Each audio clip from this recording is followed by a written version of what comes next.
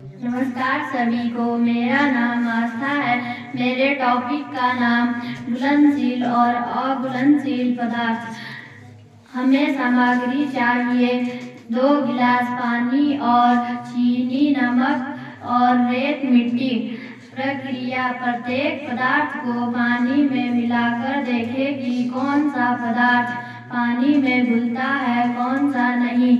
इससे हमें सीख मिलती है कि पदार्थ अघुलनशील और घुलनशील में अंतर समझ आता है। धन्यवाद। का नाम छाया बनना है। सामान: टॉर्च, कागज का टुकड़ा, सफेद दीवार या चार्ट पेपर।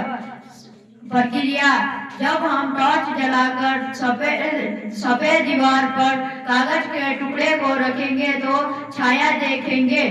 हमें इससे यह सीख मिलती है कि जब वस्तु अपारदर्शी हो तभी छाया बनेगी। धन्यवाद। मैं आज आपको बताने जा रहा हूँ कि चुंबक किन किन वस्तुओं को आकर्षित करता है।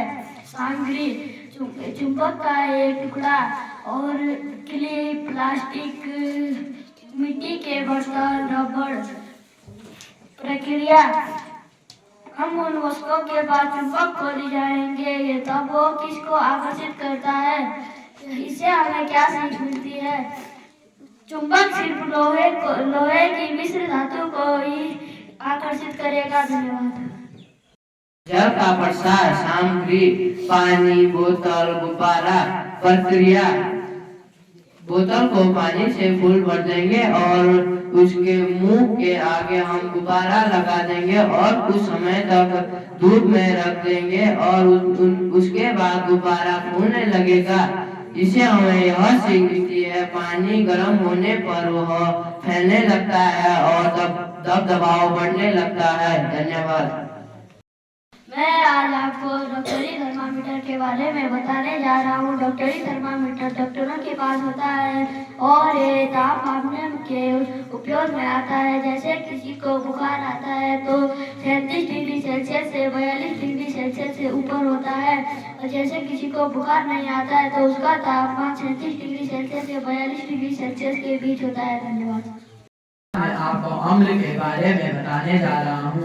अम्ल दही, नींबू का रस, संतरे और सिरके का स्वाद खट्टा होता है, इसे हम अम्ल कहते हैं। अम्ल नीले लिटमस पेपर को लाल कर देता है। धन्यवाद। हम और क्षार में बदलाव: पहचान समान, हल्दी, साबुन का पानी और कागज। प्रक्रिया: कागज पर हल्दी लगा है, उस पर साबुन पानी की बूंद डाले। हल्दी का रंग पीले से लाल नारंगी हो जाएगा। इससे हमें ये सीख मिलती है कि साबुन का पानी क्षारक है और हल्दी क्षारक के संपर्क में रंग बदलती है। आज मैं आपको पौधों में वाष्प उत्सर्जन के बारे में बताने जा रहा हूँ। सामग्री: हरी पत्ती वाली छोटी टहनी, पारदर्शी पॉलीथीन। प्रक्रिया: हरी पत्ती वाली टहनी को हम पॉलीथीन में बंद कर देंगे। थोड़ी देर बाद देखकर पॉलीथीन के अंदर टहनी में छोटी बूंदें दिखनी शुरू हो जाएगी। इससे हमें ये सीख मिलती है पौधे अपने पत्तों से जल वाष्प छोड़ते हैं। धन्यवाद। मेरा नाम अनुष्का है और मैं आप सभी को अपने टॉपिक के बारे में बताने जा रही हूँ। पारदर्शी और अपारदर्शी और अर्धपारदर्शी वस्तुएं। टॉर्च, कागज की शीट, पानी की बड़ी प्लास्टिक की बोतलें, किताब, लकड़ी, तख्ता, रबर। टॉर्च प्रक्रिया: टॉर्च की रोशनी इन वस्तुओं पर डाल सकते हैं, जैसे पारदर्शी के आर पार दिखाई देता है, जैसे कि हवा, शीशा। अपारदर्शी के आर पार दिखाई नहीं देता है, जैसे कि दीवार, दरवाजा। अर्धपात जैसे कि बार बार धुंधला दिखाई देता है, जैसे कि ये टॉपिक का नाम है लवण। लवण हम उसे कहते हैं जो अम्ल और क्षार से मिलकर बनता है।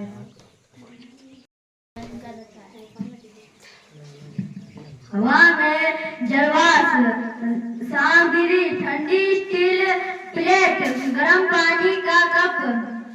ठंडा प्लेट को हम जब गर्म पानी के ऊपर रखेंगे तो उसके नीचे छोटे छोटे बूंदे दिखाई देंगे। इससे हमें सीख मिलती है कि जल में जलवाष्प पानी में बदलना। टॉपिक का नाम मिट्टी के प्रकार का परिचय। सामग्री 3 मिट्टियाँ, रेत, दोमट, चिकनी, पानी। 3 गिलास प्रक्रिया। तीनों गिलासों में अलग अलग मिट्टियाँ डालें। समान मात्रा में पानी सोखती है चिकनी मिट्टी देर से। इससे हमें यह सीख मिलती है मिट्टी के कणों का आकार सोखने की क्षमता को प्रभावित करता है। धन्यवाद। प्रकाश का परावर्तन सामग्री धूप, टॉर्च, दर्पण, सफेद दीवार, काफी।